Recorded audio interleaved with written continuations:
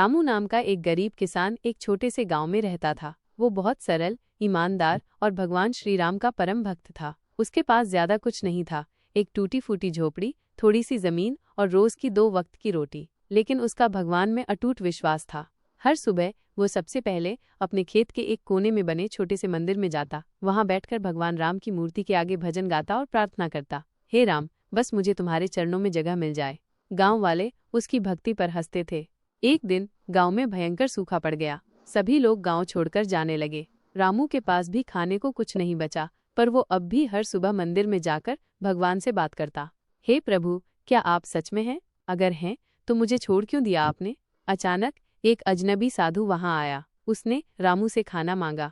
रामू ने मुस्कुराते हुए कहा, मेरे पास कुछ खास नहीं है, लेकिन जो है वो आपका है।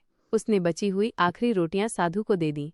साधु ने उसे आशीर्वाद दिया और कहा, रामू, भगवान ने तुम्हारी परीक्षा ली और तुम सफल रहे। कल सुबह अपने खेत में जाना।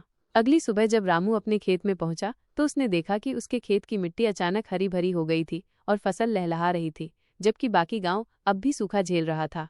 उसी जगह उसे भगवान राम की मूर्ति मुस्कुराते हुए दिखी। एक मधुर आवाज आई, जो मुझे सच्चे हृदय से पुकारता है, मैं उसकी सहायता स्वयं करता हूँ। रामू की आंखों से आंसू बह निकले। अब वो अकेला नहीं था, भगवान हमेशा उसके साथ थे। शिक्षा: सच्ची भक्ति में प्रश्न नहीं होते, बस विश्वास होता है, और जहाँ विश्वास होता है वहाँ भगवान स्वयं प्रकट होते हैं।